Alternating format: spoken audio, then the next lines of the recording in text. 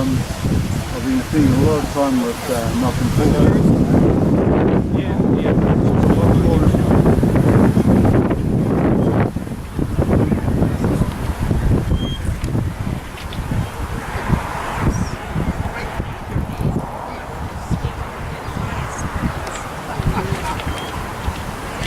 Sorry, I'm in the road there, man.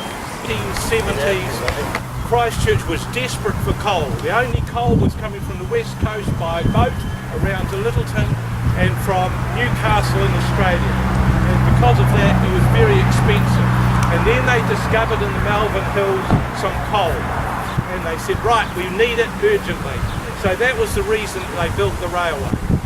The coal that they found in the Melbourne Hills, it's not as good quality as the west coast coal, but it's a lignite coal, ideal for home fires, and they used it extensively for heating the boilers at the freezing works and the public hospital in Christchurch. And today they still use that coal to heat the Fonterra factory down the road at Darfield. So it's still being used today. So the line actually opened in 1875, and shortly after they opened it, they began bringing on wool and grain, especially from the Hororata area. That was all coming through Colgate and coming onto the line. Shortly after, they found lots of lovely clays in the Melbourne Hills. Clays that were useful for producing pottery, earthenware pipes and bricks. So immediately there was a lot of pottery works along the line, and that was feeding the railway. The next thing that came onto the railway was livestock. As the years progressed, lots of sheep grown around Canterbury. They were all coming through Colgate, especially Colgate sale yards. Train loads of wagons going to the freezing works and the sale yards in Christchurch, cattle and sheep. The next thing was that on opening day they had a passenger service. It was a little line. It's only 11.5 miles from the junction at Darfield here to Whitehorse, and they got an engine that was attached to the line. They had their own engine, their own driver, their own fireman, their own guard, and the train, once it got going, it was operating twice a day to come to Darfield. Leave at Whitecliff early in the morning, come down the line, arrive here, and then everyone had to get off the train and transfer onto the Sheffield line, and the Sheffield train would take you to town. The engine would wait a short time until the train from Christchurch going to Sheffield came, pick up the passengers, go back to Whitecliff, wait till the afternoon, and then repeat the whole thing, come down here, meet the train going, the Sheffield train going to town, and then meet the one coming from town and go back at night. And that 2 train a day system ran for 50 years, back and forth, and you had to keep changing the train always at Darfield here. The next problem that they had with the line after years of operating was it was always operated as a mixed train. Mixed means there's passengers and there's goods and freight. And it meant to do that 11.5 miles, it took a whole hour, because the train was stopping at every station, picking up wagons, dropping off goods, and it was a slow trip, especially if you wanted to go all the way to town, because earlier in the beginning of the times, at 7 o'clock in the morning you left Whitecliff, you didn't get to Christchurch till 11 o'clock, so it was a long trip if you were going to Christchurch today. But in the 1920s, because of that, because of the train was slow, a bus service started. Charles in Colgate, Charles' family, they produced a bus, and people began going by bus to town. It was much faster, but it wasn't as comfortable because the roads weren't sealed. The bus had to go through the fords. There was no road bridges in those days, but people began doing it. And then it came to 1928, the decision was made, so many people had left the railway service, that passengers, that they would finish passenger operation. So in 1928 the decision was made to stop passengers. They introduced the bus and shortly after, Midland Motors took over the bus service, which operated right through 1976. But from that moment on, the special things at Whitecliff, their engine, their guard, their fireman, their driver, finished. And all the operations were transferred to Christchurch. So from that moment on, the train, for the rest of the life of the line, ran from Christchurch to Whitecliff's back. And in 1928, it became a goods-only service, and it was only 3 days a week. And it operated like that for many years. But in the 1930s, the Whitecliff line was a very popular line coming on for hikers, specials from Christchurch. They would organise these mystery hikes. They went to several parts of Canterbury, but one of the places they used to come was the Whitecliff line. And hundreds of people would join the train in Christchurch, didn't know where they were going. They knew it was a mystery hike, and the train would come out this way. It would continue up to Sheffield, was one of the popular ways. The people would get all off the train at Sheffield, and they would walk over the Melbourne Hills. The Melbourne Hills here are lovely for walking, not too steep, easy walking. And they would go through the Dean's estate. John Deans and the Dean's family made people welcome to go through, have a picnic, hike through their estate, and they would come out at Homebush station, this little station which in those days at Homebush itself. Meanwhile, the train with the carriages would have come back here, turned round and headed up and would meet everyone at Homebush and then take them home. So that was a popular thing that happened. There was only one event that was notorious on the line, and that was an accident that occurred in 1876. Only a few months after the line opened, the afternoon train left Whitecliffs and it was heading down, coming back to Darfield, and between South Melbourne and Glen Tunnel, those two stations, there's a very windy, twisty road and railway line and very sharp corners. And the engine came down the line, and the driver at the time didn't put the brakes on for the corner. And the engine came to the corner, derailed, rolled out the bank, and turned completely upside down. The wheels were in the air. And in the accident, the fireman, he jumped off as the engine was going over, and he injured his leg. He was taken to Christchurch Hospital, but he died a few days later. And ever since, that corner of where the accident occurred is called Breakneck Corner, because the engine was going breakneck speed. And you can still see that corner today where the engine comes over. That's the only thing that happened. But as the 1950s came along, things changed on the line.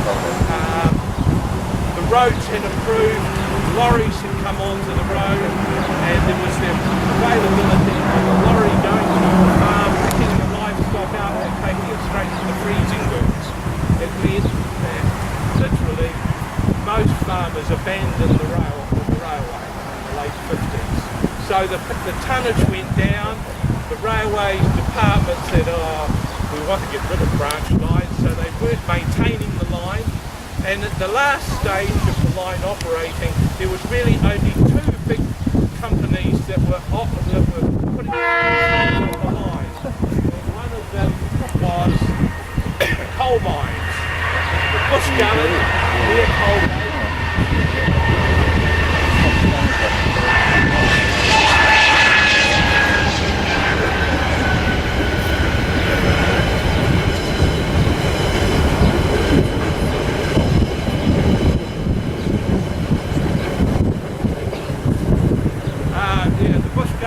Coal mines, especially a big one called the Klondike, very famous coal mine, and it was operating right to the end.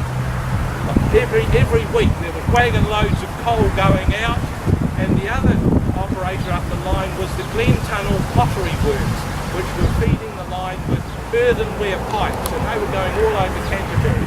And those two companies wanted the line to stay. They were keeping it going, But the railway were determined to close the line and force those two to go onto the road. So eventually it came 1962, the line was closed and it was all ripped up. And these little stations like this one at Homebush, this was typical of most of the stations on the line. They were just small stations, waiting shelters for the passengers in the early days. There was one big station at Colgate because they had a station master there and staff, because that was the big transfer point for all the goods coming in from Hororata, Glenroy, Windwhistle and Lake Coleridge. Anything came in, everything went through Lake Coleridge. But 1962 saw the end, and these stations were then all sold off, and they ended up on farms all around the district. This particular one was near Homebush, between Homebush and Darfield. This station was there, and I knew of it, as you see in the book. I found most of all the other stations where they still are, and they brought this one and restored it. So that's basically the history of the line. Mine was agreed by my father, and our association, we had houses at White Cliffs in South Melbourne for about 30 years. My brother still lived in Hororata, so we closely associated with the district and see it develop over that time. But the research started very early on, and just as well it did, because many of the details and data and the photographs that have disappeared over the years. We've been very successful in getting a lot of that material, and you'll be surprised at what we found. This book goes into a lot more detail than has previously been available, because it draws a lot on official records from Wellington and the National Archives. The station project itself is a bit intertwined with what we're doing, totally independent, but when we found out this was happening through the guys, we thought it was just wonderful, because what better place to launch a book about the White Cliffs Railway than actually on the railway. And Bruce has given you a nutshell history of that railway line, that branch railway line. So effectively we're piggybacking the opening of the station today, and I thank the guys for the opportunity to do that. The actual railway line is not right here, it's just over where the culvert was. It's actually where the railway line went across and followed up. So the road has been realigned. So we're not far away from the original spot. The railway was touched on in earlier histories. Some of you Darfield residents may be familiar with G.L. Popple, who wrote History of Melbourne County, 1953. He spoke of the railways and the industries of the Melbourne Hills, but this one goes into far more depth. I note that as we were reading up about William Rolleston, who was superintendent of Canterbury, who opened the branch line and was present building the festivities, he said the branch line, one of many opening up in the province, was at last a reality. The superintendent had indicated in his speech, but for the grumbling and persistency of the district, the railway would never have been made to White Cliffs. That is the true fact. It was the persistency and the grumbling and the residents of White Cliffs and Colgate and Glen Tunnel that the White Cliffs branch railway was put in. Otherwise, the railway would have gone straight to Sheffield, as that was where the strongest lobby group was for the coal that was coming out of Sheffield at the time. Bruce spoke of that. We do know though that the coming of the railway accelerated the whole development of this district. Darfield only exists because this was the place where the railway turned the corner. You read about that in the book. Darfield was not meant to be here. There was just a few people cut here at the time, and quite a history as to why the railway was brought over here rather than going through the early. So this was the place that turned the corner, and where the branch line took off to White Cliffs. In the 19th century, the supposed mineral wealth of the Melbourne Hills was very, very topical before agriculture had really taken off in this area. And that richness of the coalfield, or the supposed richness of the coalfield, occupied all the residents of this area. They were determined to find coal and other minerals which would make them very wealthy. And the local government thought that this area called Untitled Chapter area, which is a heavily industrialised area.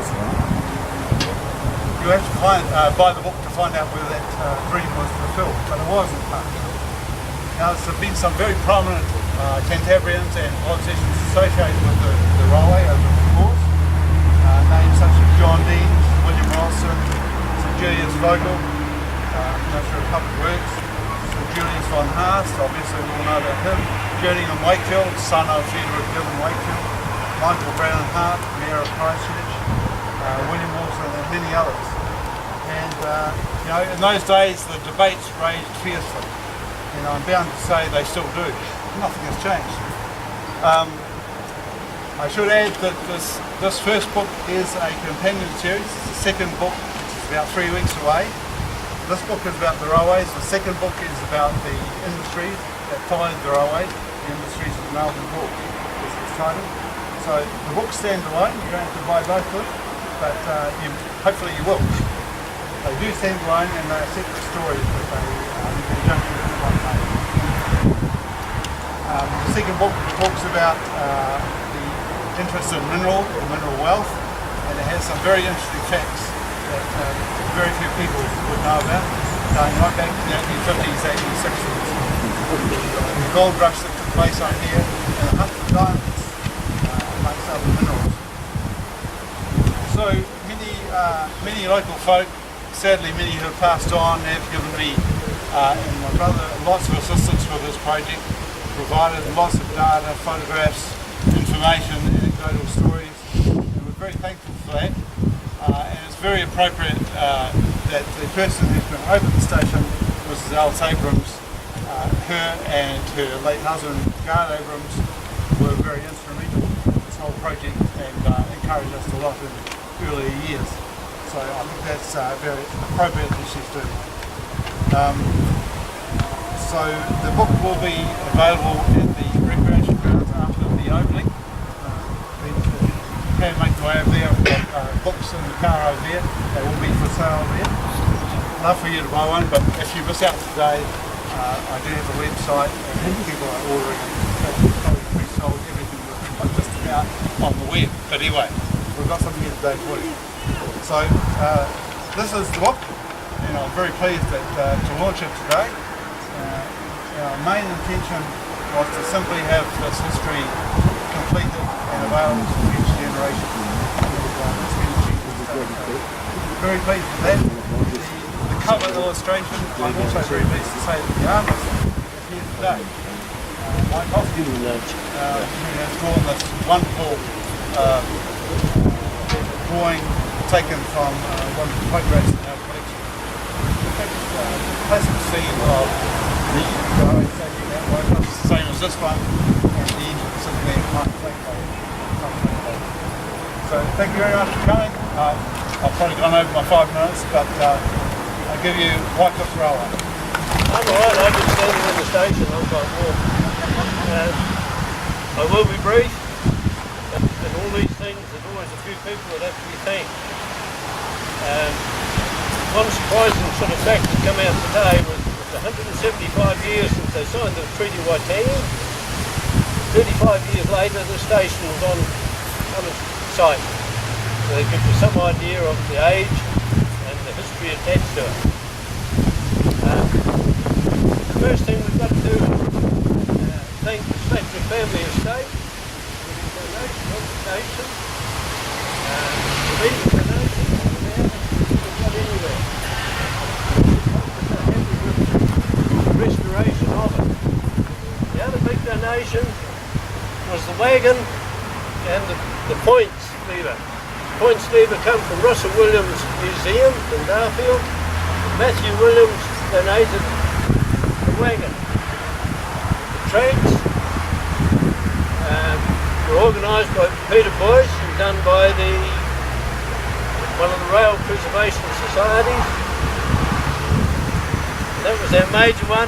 The other major contribution, I feel, was the solar tube light that we put in the station. Because without it, we wouldn't have been able to open the station. It was just too dark. And solar tube and Home Tech New Zealand made a really great donation to towards the cost of that. But with all these jobs, there's always a few fellas around that do it. And we've got Brian Marsh out there for another great building job. We've got Jack there who covered up all my nail hammer marks on the walls. And there's Mintram, who laid all this out. And Cyclone Ferguson, they came and did the earthworks for us and supplied a lot of the materials. And yeah, that's the main ones. But as always, there's a lot of local businesses, local people that helped us. And I just hope that everyone's happy with the end result. It's getting colder and colder, so I'll shut up.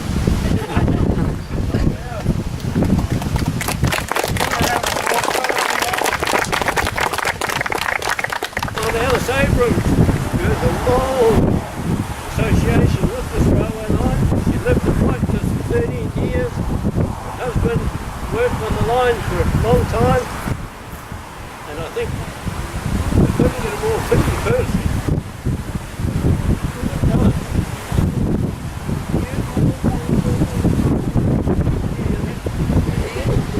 Are we all ready? Right, here we go. We're opening.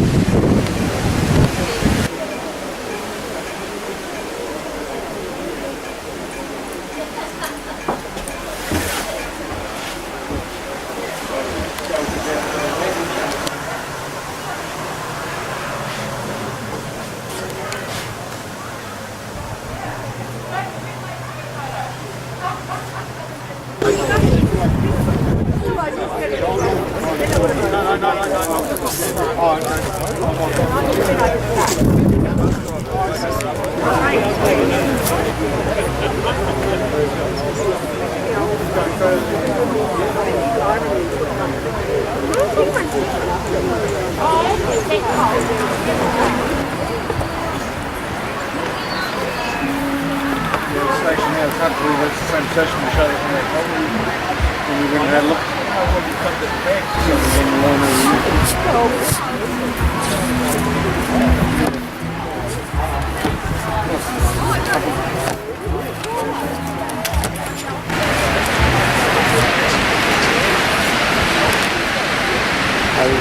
That's South Melbourne, the White Cliff, that's just up from. Yeah, that's South Melbourne. Yeah.